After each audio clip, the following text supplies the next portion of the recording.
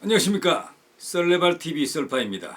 오늘은 22번째 썰레발로 뇌물과 와이로 받은 자에 대해서 썰을 풀어보고자 합니다. 이번 지방선거가 끝나고 여야를 막론하고 그 지위를 이용하여 뇌물 수수를 하여 고소고발이 많다고 합니다. 최근 서울시의 모 구청장이 뇌물 수수 혐의로 소환조사를 받고 있지요.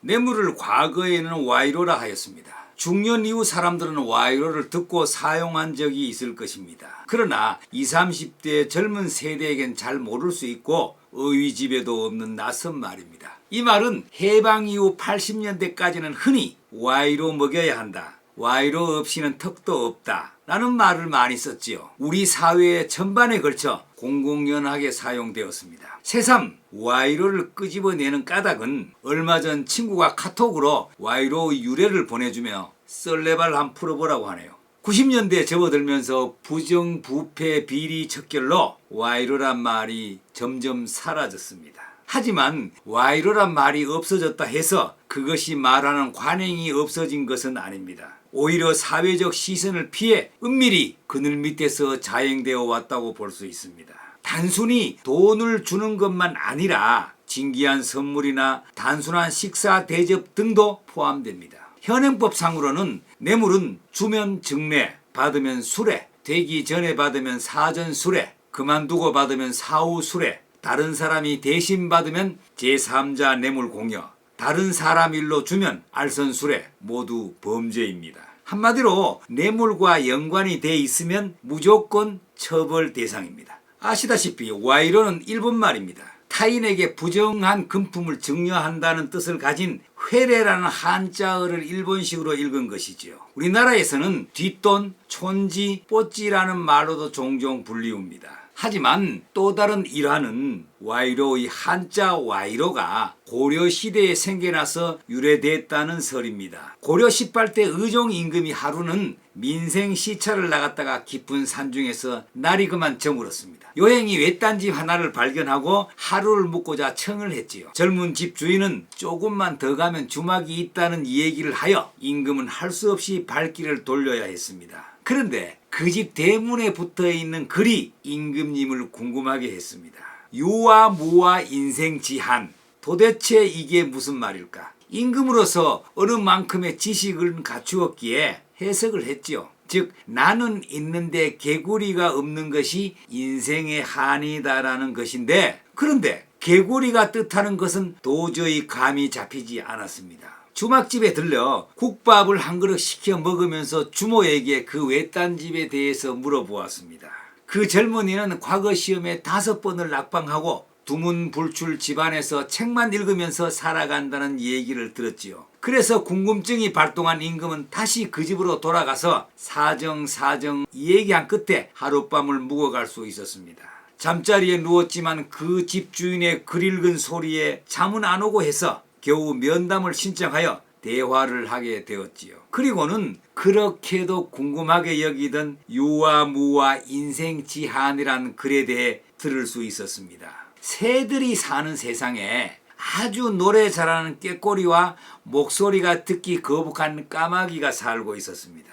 하루는 이 까마귀가 꾀꼬리한테 내기를 하자고 했습니다. 3일 후에 노래 시합을 하자면서 백로를 심판으로 하자고 했습니다. 이 제안에 꾀꼬리는 어이가 없었지요. 노래를 잘 하기는커녕 목소리 자체가 듣기 거북한 까마귀가 자신에게 노래 시합을 제안하다니 말입니다.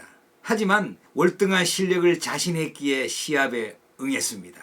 그리고 3일 동안 꾀꼬리는 목소리를 더욱 좋게 가꾸고자 연습을 했습니다. 그런데 반대로 노래 시합을 제안한 까마귀는 노래 연습은 안 하고 자루 하나를 둘러매고 논두렁으로 개구리를 잡으러 돌아다녔습니다. 이렇게 잡은 개구리를 백로한테 뇌물로 갖다 주고 뒤를 부탁한 것이었지요. 약속한 3일이 되어서 꾀꼬리와 까마귀는 노래를 한 곡씩 부르고 심판인 백로의 판정을 기다렸습니다. 꾀꼬리는 자신이 생각해도 너무 고운 목소리로 노래를 잘 불렀기에 승리를 장담했습니다. 그러나 결국 심판인 백로는 까마귀의 손을 들어주었습니다. 까마귀가 이겼습니다. 이에 집주인은 이 이야기를 마치고 이렇게 말했습니다. 저는 과거 시험 공부를 정말 많이 했습니다. 제가 생각해도 실력이나 지식은 어디에 내놔도 안 떨어지는데 과거를 보면 꼭 떨어집니다. 지금껏 5번이나 떨어졌습니다.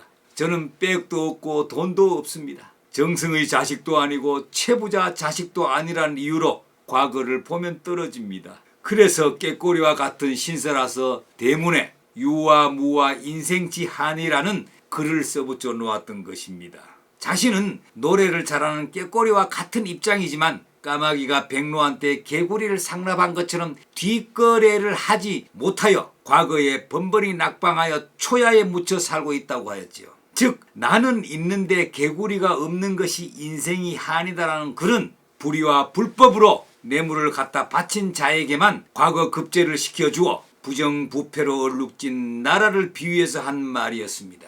한자를 보면 개구리 와자에 이로울 이자에 백로 노자, 즉 개구리로 하여금 백로를 이롭게 하다는 뜻이죠. 이렇게 해서 와이로란 말이 생겨났다고 합니다. 그 말을 들은 임금은 그의 품격이나 지식이 고상하고 아주 훌륭함을 알았습니다. 그래서 나도 과거에 여러 번 낙방을 하고 전국을 떠도는 떠돌이인데 며칠 후 임시 과거가 있다 하여 개성으로 올라가는 중이라고 하며 거짓말을 하였지요. 그리고는 궁궐로 돌아와 즉시 과거 시험 열 것을 명령하였다고 합니다. 과거를 보는 날 그 젊은이도 다른 사람들과 같이 시험장에서 마음을 가다듬으며 준비를 하고 있었지요. 그런데 시험관이 내거는 시제가 바로 유아무아 인생지안이란 8글자였습니다. 사람들은 그게 무엇을 뜻하는지를 생각하고 있을 때 젊은이는 임금이 계신 곳을 한 개 큰 절을 올렸지요. 그리고는 답을 적어 내물어서 장원급제하여 그 후 유명한 학자가 되었습니다. 그가 고려 때 문신이자 철학자로 동국 이상국집 동맹왕평 등 많은 저서를 짓고 이름을 떨친 이규보 선생입니다. 그의 일화입니다. 오늘 내용이 의미가 있었다면 구독과 좋아요를 눌러주십시오. 감사합니다.